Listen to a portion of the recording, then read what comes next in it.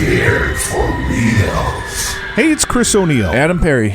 Now, before we begin, Adam, there's a tragedy in the horror film world. Why don't you tell us about it? Yes, a very, very sad event occurred on New Year's Eve this year.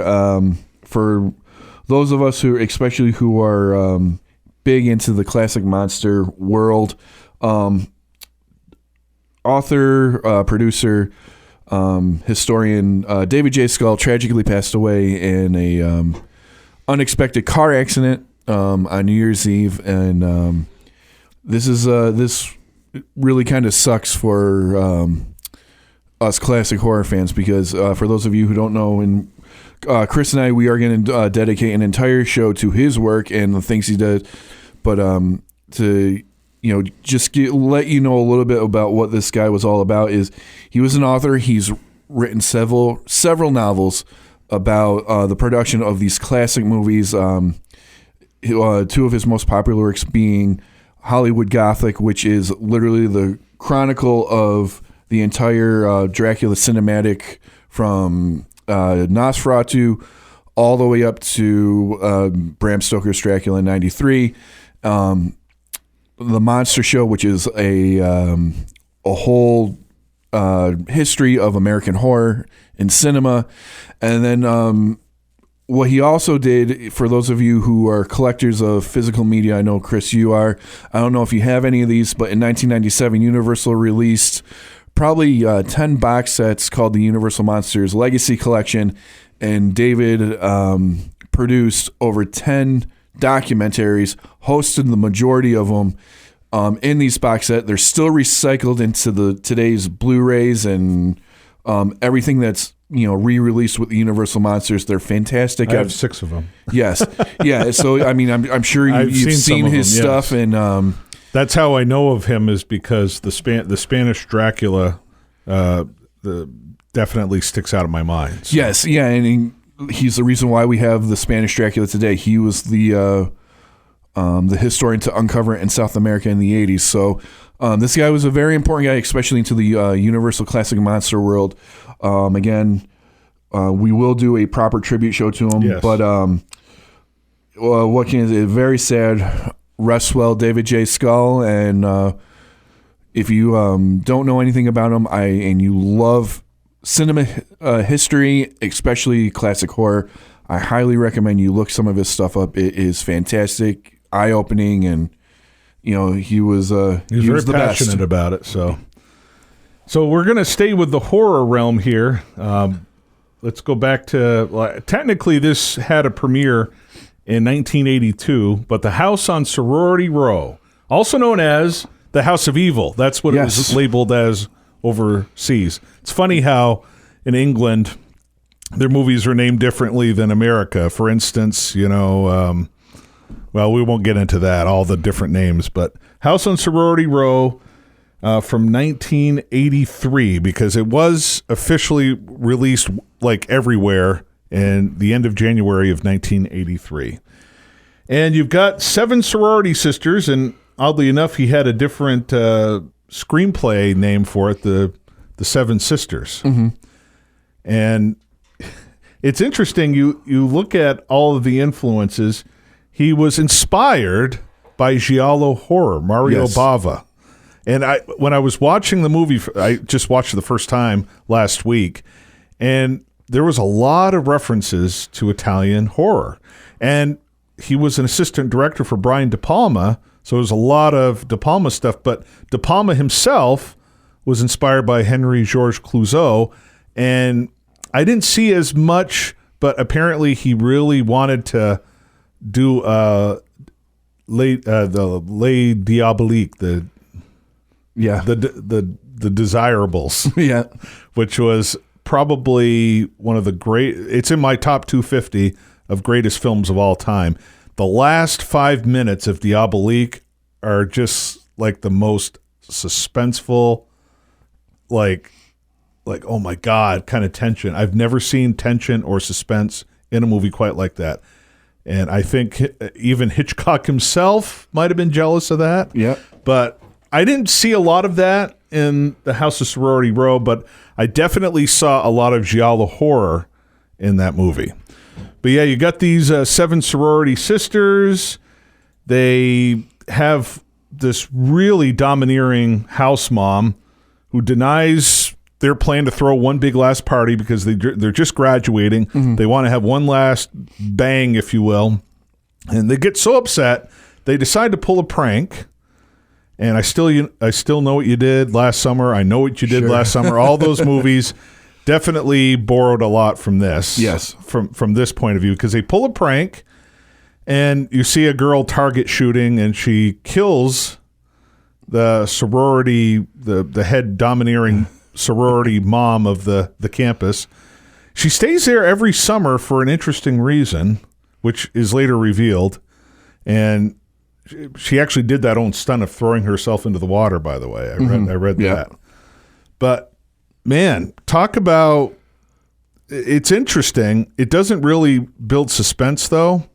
But there are a lot of interesting atmospheric shots. Again, giallo horror, Adam. If you've never delved into the giallo horror, you really need to. Yeah, I have. Because they always use props. Mm-hmm. There's always some sort of prop used as a murder weapon, right?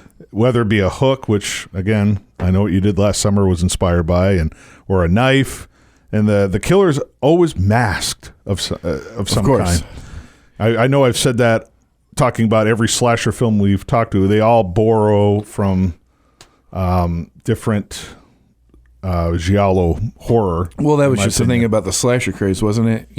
After Halloween and the slasher craze gets in full effect, they clearly are stealing from the giallo style. Well, and I don't know if giallo did this, but I know the house on Sorority Row is very similar. Remember Myrna Loy from the 30s and 40s? Oh, yeah. Well, she was in a classic called 13 Women. Some actually call this the very first slasher movie. Oh. Yeah, way before Psycho. Yeah. Apparently 13 Women, which I have never seen. I don't even know if I'll have to dig around to see if TCM did some sort of restoration with that. But just like House on Sorority Row, it's all about a woman who's rejected from a sorority, gets revenge by causing the murders of all their members. Well, in this case, it's inadvertently the house mom's murder that sparks a lot of deaths. Yes. And the thing I didn't like about it, Adam, I did like some of it. I think there's ideas for like 2 different movies in here. I think, the Halloween type of thing, guy goes on a rampage, just kills. Right. For no significant reason other than these women, these girls were obviously doing all of the things in horror movies you're not supposed to, underage sex and all that kind of stuff, drinking, drugs. The infamous rules of horror movies. Right. I think it would have been great if that was the case, but they throw in this extra plot, which is also interesting, about this doctor who does some sort of weird pregnancy thing with the domineering mistress of the place who, when she was younger, you don't really know what it is that he does. It's just, it causes all sorts of problems for Eric, who's the son of this domineering house mom. And she kind of keeps it a secret, and at the end it's revealed she stays at the sorority house because he lives in the attic. Again, 2 good ideas, but it makes for a messy plot because in radio, Adam, we're taught to focus on 1 thought per break. And that's what we do, 1 thought per break. And I think, especially in horror movies, you don't want to complicate it too much. And it's not necessarily complicated. It just, the way it was presented, it was kind of a mess. 2 good ideas. Sci-fi thriller going on with the whole botched pregnancy thing and the doctor trying to cover it up. You get to see how kind of sleazy and psychotic he is, using the final girl as the bait for the killer. Right. It's like, again, good idea, but it could have been 2 separate movies. You know what I mean? I understand. Yeah. And you know what? It's the thing about the horror genre in particular. I mean, and you can relate it to any genre in cinema. Right. Poor execution is a problem, especially with horror. Like you said, you kind of want that one idea. If you start throwing too many things in, now you're taking away from the main focus of the movie. The back. You're taking away from the backbone of it, and execution's going to get skewed. Like we talk about Halloween all the time. I mean, what's more more simple as escape a patient goes to a small town and attacks babysitters. Well, in Texas Chainsaw Massacre, because this is rated almost in the top 20 of slasher movies of all time. Right. I don't know if I'd put it that high. Again, you are more into the slasher genre than I am in the horror film genre as a whole than I am. I'm very snotty about it. Right. My wife will tell you. It's just unfortunate because this film is definitely above average. Right.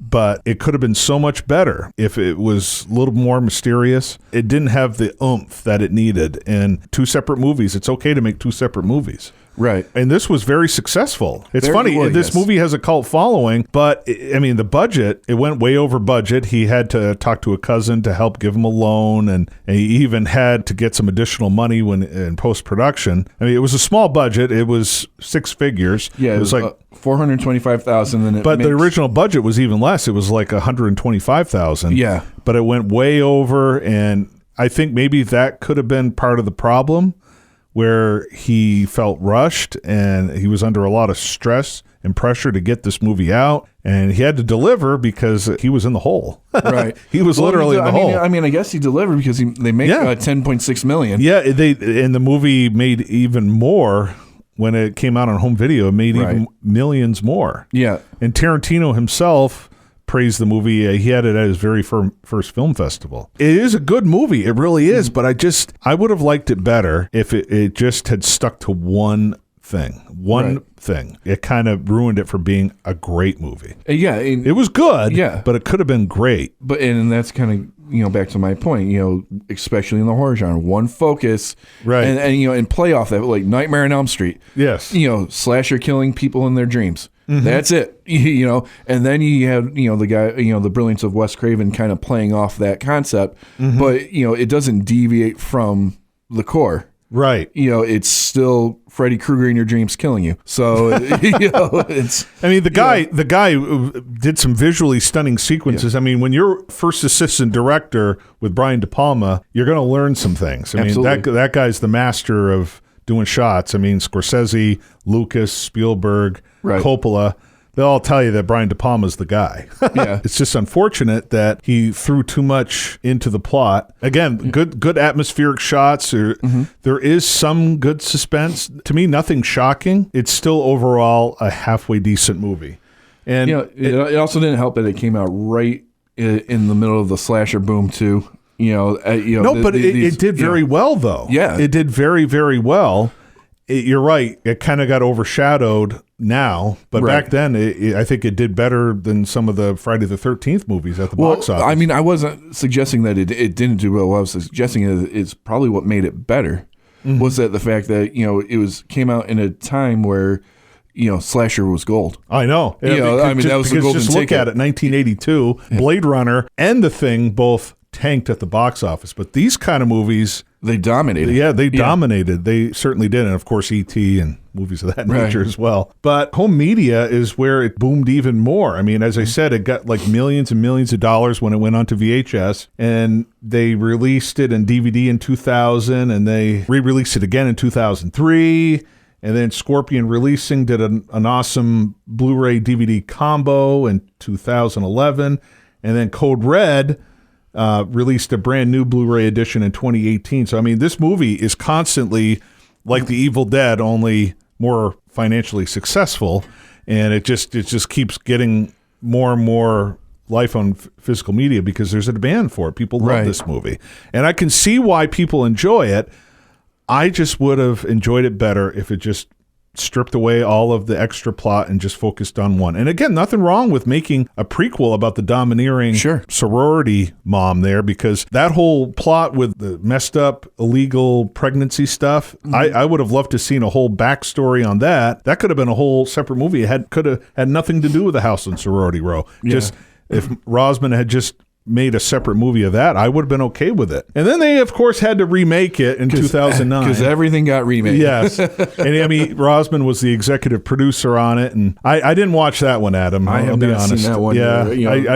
I was fine with this movie. And of course, this spawned other sorority movies that came out in the 80s as well afterwards. You know, well, everything had a sequel, and then everything had a remake. Right. You know, It's even Italian cinema. Yeah. There was Django in 1966, and then there was every other movie. They added Django in the title just for. Oh, let's hope this is a success. You know, but I mean, just looking at the cast of the remake, to add Carrie Fisher in there, that's kind of cool. Yeah. I mean, they're going to remake movies all the time, and even Scream 2, they mentioned the house on Sorority Row. I mean, it's a classic. It's a very influential film.